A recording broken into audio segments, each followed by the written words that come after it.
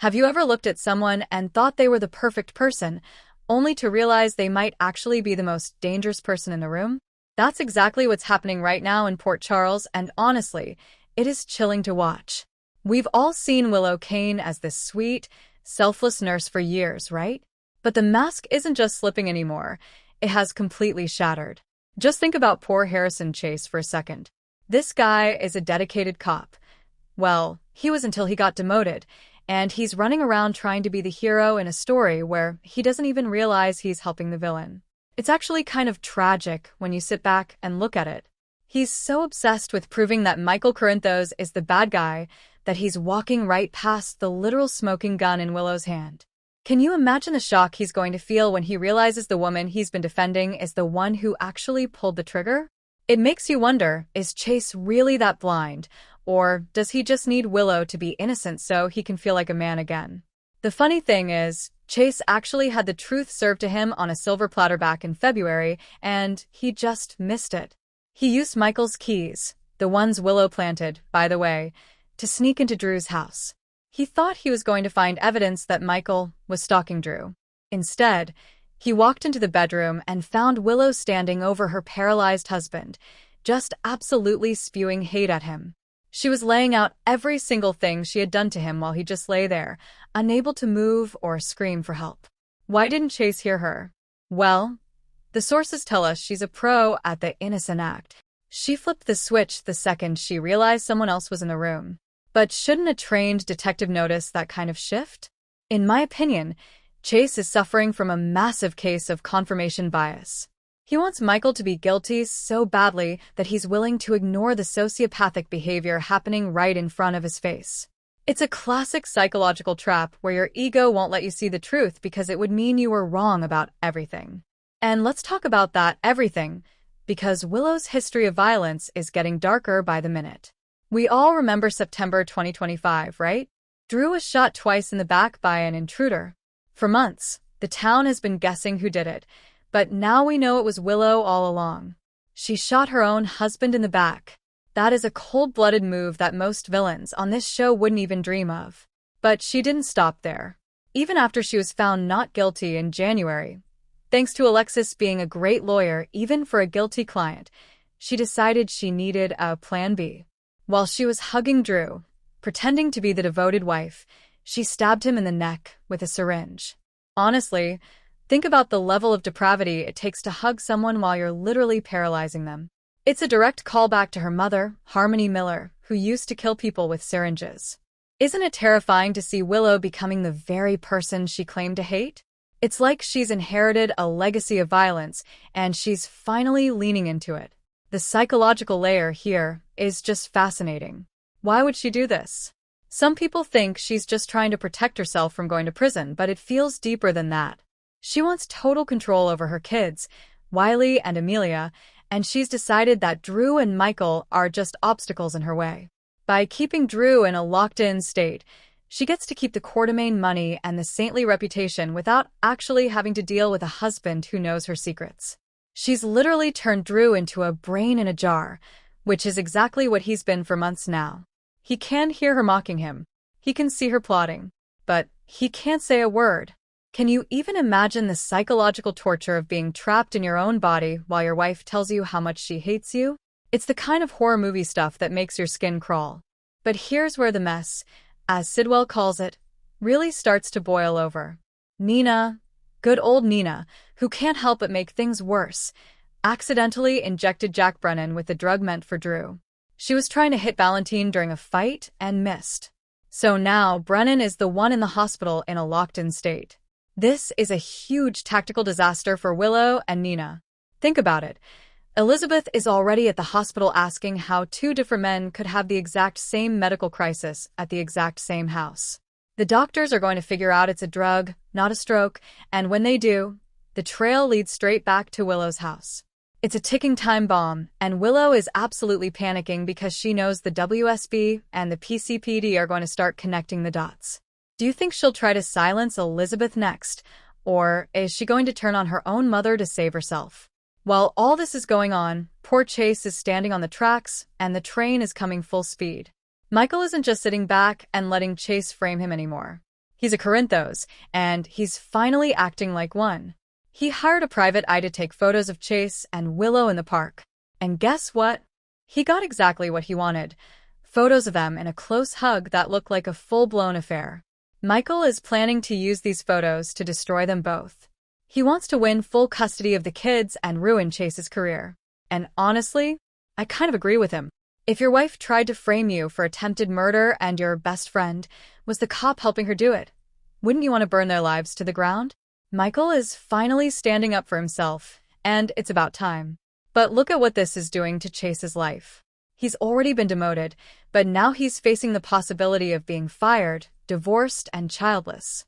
Brooklyn is at her breaking point. They were so close to adopting baby Phoebe, but Brooklyn is starting to see that Chase is more dedicated to Willow than he is to their future. Alexis even warned them that if they have any secrets, they should call off the adoption now. And Chase just confidently said they have nothing to hide. The irony is just painful.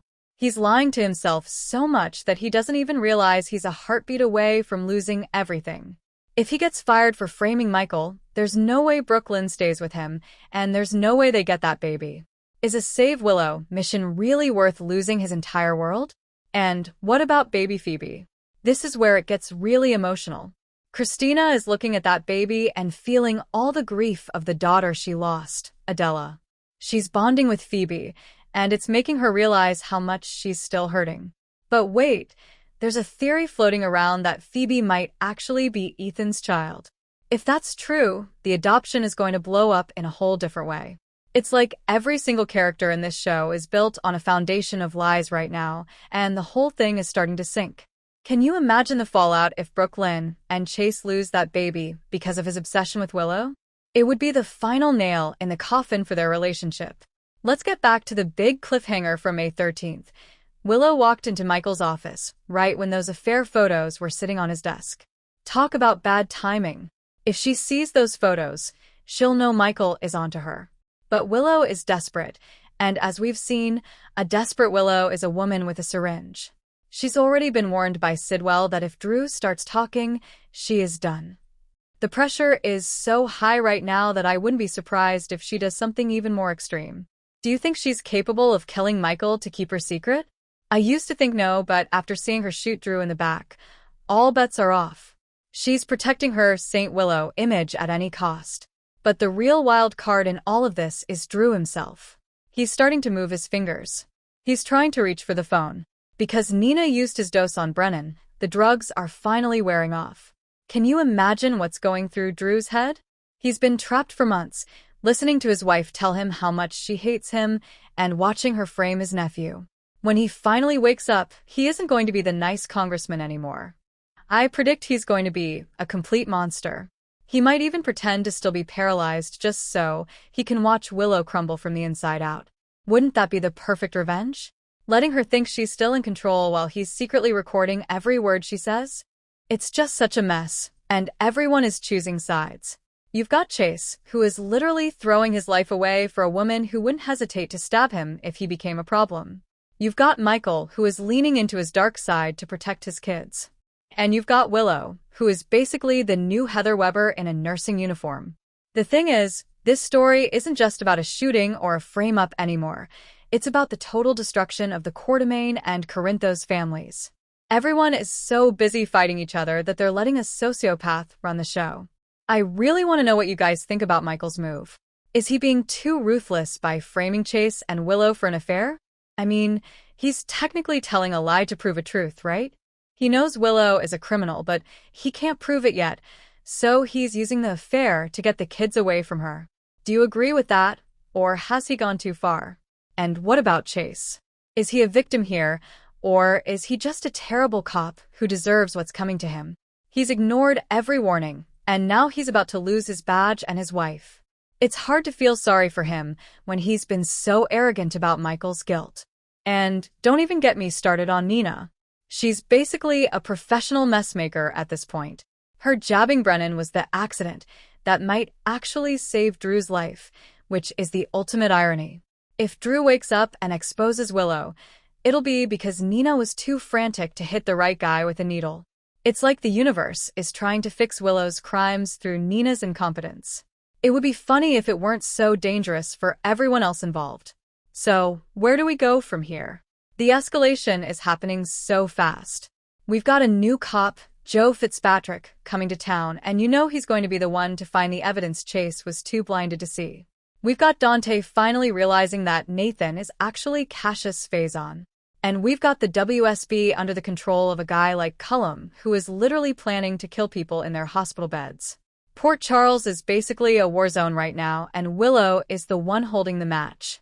The emotional insight I keep coming back to is the tragedy of it all. This was a group of friends and family who used to trust each other. Now, they're literally fighting in mansions and plotting each other's downfalls. It's a study in how one lie, one shooting, can spiral out of control and destroy an entire community. Willow thought she could just get rid of Drew and everything would be fine, but she's actually destroyed her own life in the process. She's lost her husband, she's losing her ex-husband, and she's about to lose her kids when Michael's plan hits the fan. I honestly believe we're looking at the end of Willow as a hero character. There's no coming back from what she's done. Even if she doesn't go to prison, the town will never look at her the same way again. And Chase? He's going to have to live with the fact that he was the villain's biggest supporter. That's a heavy burden for a guy who prides himself on being a good man. The psychological fallout for him is going to be massive. Will he turn to the dark side too, or will he just disappear from Port Charles with nothing left? Imagine for a moment that you are trapped inside your own body, staring at the ceiling, listening to the person who claims to love you most whisper the most horrifying secrets into your ear because they think you can't fight back. That is exactly where Drew Cain has been living for months, but the silence is about to be broken, and the explosion that follows is going to level Port Charles as we know it. Was this really just a medical tragedy, or is it the most calculated, cold-blooded setup in the history of the show? Today, we are tearing apart the fallout of Drew Cain's potential recovery, because the moment that man finds his voice, St. Willow is officially dead and buried. We have to look at the sheer desperation that brought us to this point, because Willow Cain didn't just wake up one day and decide to become monster. This has been a slow-burn descent into sociopathy fueled by a terrifying need for control. When Willow Plan B-ed Drew in January 2026, stabbing him in the neck with a syringe while they were supposed to be celebrating her acquittal, it wasn't just a crime, it was a psychological rebirth. She isn't just Willow Tate anymore, she has fully resurrected the ghost of Harmony Miller.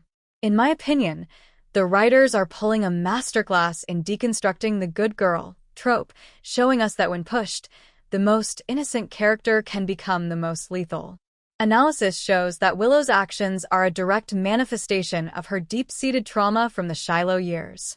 She spent so much of her life being controlled that she has now flipped the script, deciding that she will be the one holding the needle. Psychologically, she's not just getting rid of Drew. She's murdering the parts of her life she can dominate. But here's the problem with being a villain. You're only as strong as your silence.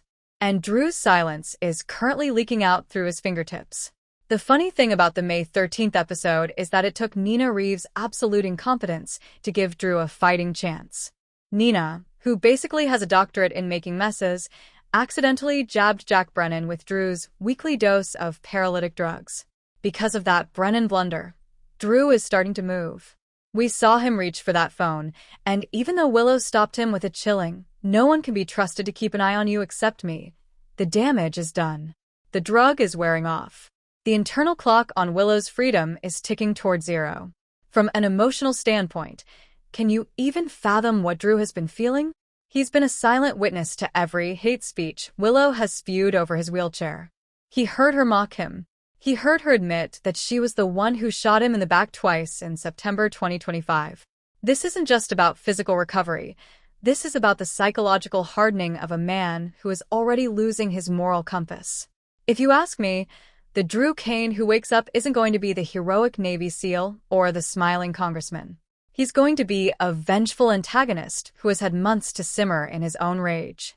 Interpretation of this storyline suggests a complete power shift in the Quartermaine mansion.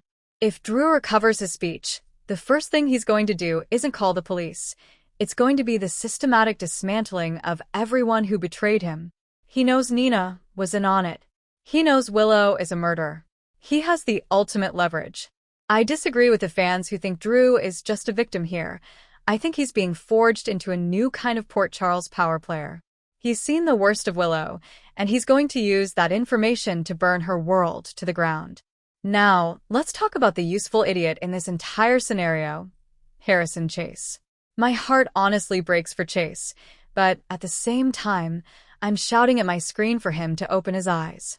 Chase has spent the last several months destroying his own career to protect a woman who is literally drugging her husband in the next room. Analysis of Chase's character reveals a knight in shining armor complex that has become pathological. He needs Willow to be the victim, so he can feel like the hero. It's a classic case of cognitive dissonance. He's a detective who has stopped detecting because the truth would mean his entire worldview is a lie. The irony is so thick you could cut it with a scalpel. While Chase is busy trying to frame Michael for the shooting to save Willow, Michael is actually the one doing the real police work. Michael hiring a private eye to snap photos of Chase and Willow in the park is a brilliant Corinthos-style move. In my opinion, Michael is 100% justified. If my wife shot my uncle and then framed me for it, I'd be taking pictures and plotting her downfall too.